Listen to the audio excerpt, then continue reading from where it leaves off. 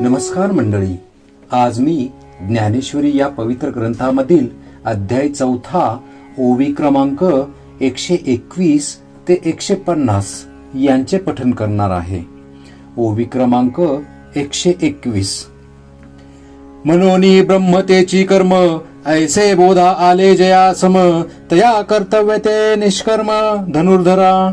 याचा अर्थ, म्हणून अर्जुना, ब्रह्म तेच कर्म अशी समबुद्धी ज्याच्या अंतःकरणात बांधली त्याने कर्म केले तरी ते निष्कर्मच होय.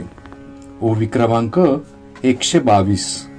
आता अविवेकू कुमारत्वामुकले, जया विरक्तीचे पाणीग्रहण झाले, मग उपासनसीही आणिले योगाग्नीचे. याचा अर्थ, ज्याची अविचार रूप बाल्यावस्था गेल्यावर विरक्तीशी लग्न लागले, कारण लग्न झाल्या वाचून अग्निसेवा करिता येत नाही, मग जीव ब्रह्मैक्य रूप जो योगाग्नी त्याची उपासना ज्यांनी आरंभिली. ओवी क्रमांक 123. जे एजनशील अहर्निशी, जीही अविद्या हविली मनेसी, गुरुवाक्या हुताशी हवन केले. याचा अर्थ, आणि रात्रंदिवस यज्ञ करणारे आहेत त्यांनी गुरुवाक्य रूप अग्नीत मनासह अज्ञानाचे हवन केले. ओवी क्रमांक 124. तीही योगाग्निजी यजिजे, तो देव यज्ञू म्हणिजे, जेने आत्मसुख कामीजे पंडू कुमरा. याचा अर्थ, अर्जुना, ज्याला आत्मसुखाची इच्छा असेल त्यांनीच ह्या योगाग्नीचे यजन करावे व ह्यालाच देवयज्ञ असे म्हणतात. ओवी क्रमांक 125. आता अवधारी सांगेन अनिक, जे ब्रह्माग्नी साग्निक, तया ते यज्ञची यज्ञ देख उपासी जे. याचा अर्थ, आता जे ब्रह्माग्नीचे अग्निहोत्री स्वकर्माने ईश्वराराधना करतात त्याच विषयी वर्णन करीतो ते ऐक. ओवी क्रमांक 126. एक संयमाग्निहोत्री, ते युक्ती त्रयाच्या मंत्री, यजन करीती पवित्री इंद्रिय द्रवी. याचा अर्थ, कोणी आत्मसंयम रूप अग्नीमध्ये होम करणारे ते कायिक, वाचिक व मानसिक या 3 युक्ती मंत्रांनी पवित्र इंद्रिय रूप द्रव्याने हवन करीतात. ओवी क्रमांक 127. एका वैराग्य रवी विवळे, तव संयती विहार केले, तेथ अपावृत्त झाले इंद्रियानळ. याचा अर्थ, कोणी वैराग्य रूपी सूर्य उगवल्यावर संयमाग्नीचे उद्वरण करून तो प्रज्वलित झाल्यावर इंद्रिय रूप अग्निज्ञानाने पेटवितात. ओवी क्रमांक 128. तीही विरक्तीची ज्वाळा घेतली, तव विकारांची इंधने पळीपली, तेथ आशा धुमे सांडिली 5ही कुंडे. याचा अर्थ, त्या इंद्रियाग्नीने वैराग्य रूप ज्वाला घेतली तेव्हा लागलीच विषय विकार रूप लाकडे पेटली, तेव्हा ज्ञानेंद्रियाच्या कुंडाचा आशारूप धुराने त्याग केला.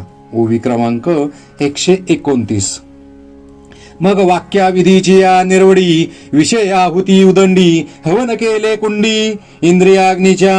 याचा अर्थ, मग वेदात सांगितलेल्या विधीच्या योगाने इंद्रिय रूप अग्नी पेटलेल्या कुंडात विषयांच्या मोठ्या आहुती दिल्या. ओवी क्रमांक 130. एकी यया परिपार्था, दोषु क्षाळिले सर्वथा, आणि की हृदयारणी मंथा विवेकू केला. याचा अर्थ, पार्था, अशा प्रकारे कोणी आपल्या सर्व दोषांचे क्षालन केले, कोणी हृदयरूप अरणीवर विचाररूप मंथा केला. ओवी क्रमांक 131. तो उपशमे निहटीला, धैर्येवरी दाटीला, गुरुवाक्ये काढिला बळकटपणे. याचा अर्थ, तो धैर्य रूप भाराने दाबून आणि शांती रूप रज्जूने घुसळून गुरुवाक्य रूप मंत्राने मंथन केला. ओवी क्रमांक 132. ऐसे समरसे मंथन केले, तेथ जडकरी काजा आले, ते उज्जीवन झाले ज्ञानाग्नीचे. याचा अर्थ, अशा प्रकारे सर्व वृत्तींचे ऐक्य करून मंथन केल्याने तेथे तत्काळ कार्य झाले, तर ज्ञानाग्नी प्रज्वलित झाला. ओवी क्रमांक 133. पहिला रिद्धिसिद्धीचा संभ्रमू तो निवर्तोनी गेला धमू, मग प्रकटला सूक्ष्म विस्फुल्लिंगू.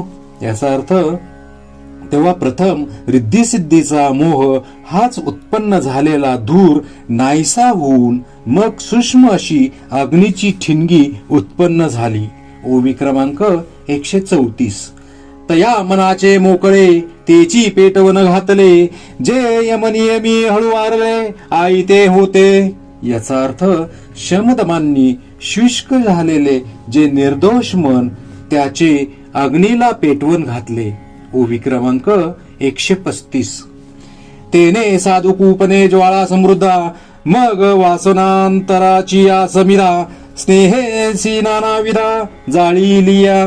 याचा अर्थ त्याच्या साहाय्याने मोठी ज्वाला उत्पन्न झाली, नंतर वासनारूप समिधांना अनेक प्रकारचा मोह हे धृत लावून त्या जाळल्या. ओवी क्रमांक 136. तेथ सोहम मंत्रे दीक्षिती, इंद्रिय कर्माच्या आहुती, तिये ज्ञान नळी प्रदीप्ती दिदलिया. याचा अर्थ नंतर जीवरूप दीक्षिताने ज्ञानरूपी प्रदीप्त केलेल्या अग्नीत इंद्रिय कर्मांची आहुती दिली. ओवी क्रमांक 137. पाठी प्राणक्रियेची श्रेवेनिसी, पूर्णाहुती पडली हुतासी, तेथ अवभृत समरसी सहजे झाले. याचा अर्थ शेवटी प्राणकर्म ह्याच सुरुवा नावाच्या यज्ञपत्रासह अग्नीमध्ये पूर्ण आहुती दिल्यावर ऐक्यबोध हे यज्ञाच्या शेवटचे अवभृत स्थान सहज घडले. ओवी क्रमांक 138. मग आत्मबोधीचे सुख जे संयमाग्नीचे हुतशेष, तोची परोडाशू देख घेतला तीही. याचा अर्थ आणि संयमाग्नीत इंद्रियाधिक होमद्रव्याचे हवन करून बाकी राहिलेले जे आत्मसुख तेच पुरोडाश म्हणून घेतले. ओवी क्रमांक 139. एक ऐशी या इही यजनी, मुक्त ते जाहले त्रिभुवनी, या यज्ञ क्रिया तरियनानी परिप्राप्ये ते क. याचा अर्थ कोणी अशा रीतीने यज्ञ करून त्रिभुवनात मुक्त झाले, म्हणून या यज्ञ क्रिया जरी नाना प्रकारच्या आहेत तरी त्यांची अखेर फलप्राप्ती एकच आहे. ओवी क्रमांक 140. एक द्रव्य यज्ञू मणिपती, एक तपसामग्रिया निपजविती, एक योग यागुही आहाती जे सांगितले. याचा अर्थ हे जे योग सांगितले त्यापैकी एकाला द्रव्ययज्ञ म्हणतात, एकाला तपोयज्ञ म्हणतात, एकाला योग यज्ञ म्हणतात. ओवी क्रमांक 141. एकी शब्दी शब्दू यजिजे, तो वाग्यज्ञू म्हणिजे, ज्ञाने यज्ञेय गमिजे, तो ज्ञानयज्ञू. याचा अर्थ ज्यामध्ये शब्दाने शब्दाचा होम केला जातो त्याला वाग्यज्ञ म्हणतात, आणि ज्या यज्ञात ज्ञानाने ब्रह्म मिळते त्याला ज्ञानयज्ञ म्हणतात. ओवी क्रमांक 142. हे अर्जुना सकळ कुवाडे, जे अनुष्ठिता अतिसाकडे, परी जितेंद्रियासी जी गडे योग्यतावशे. याचा अर्थ अर्जुना हे सर्व यज्ञ फार बिकट असून याचे आचरण करणे फार दुर्घट आहे, परंतु ज्याने इंद्रिये जिंकली आहेत त्यास मात्र ते अधिकार परत्वे करता येतील. ओवी क्रमांक 143. ते प्रवीण तेथ भले, आणि योग समृद्धी आथिले, म्हणून आपण पातीही केले आत्महवन. याचा अर्थ योग समृद्धीने सुसंपन्न असलेले पुरुषच हे यज्ञ करू शकतील, कारण त्यांनी आपल्या जीवाचे आत्म्याचे ठिकाणी हवन केलेले असते. ओवी क्रमांक 144. मग अपाग्नीचे निमुखी, प्राणद्रव्ये देखी, हवन केले एकी अभ्यास योगे.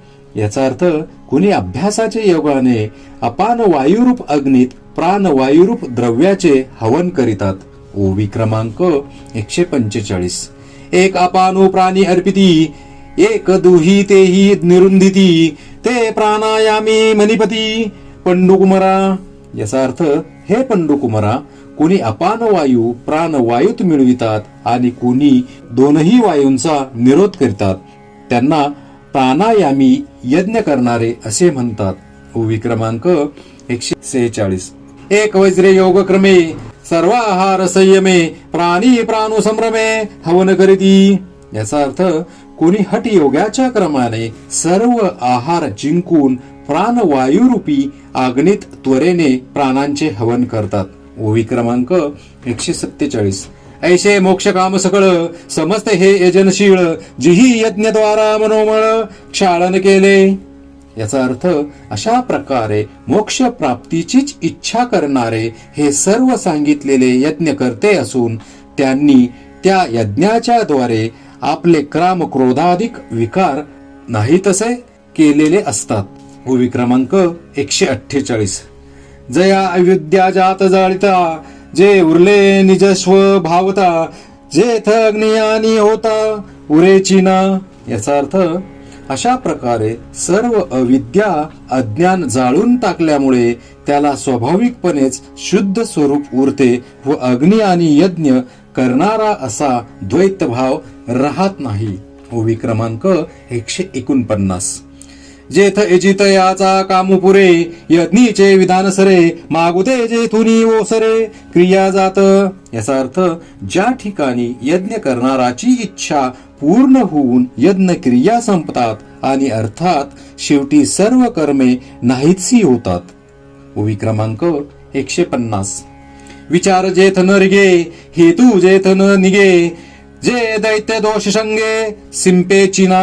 याचा अर्थ ज्या ठिकाणी विचारांचा शिरकाव होत नाही, कामनेचा स्पर्श होत नाही व द्वैत्य दोषांचा स्पर्श होत नाही. श्री संत ज्ञानेश्वर महाराज की जय.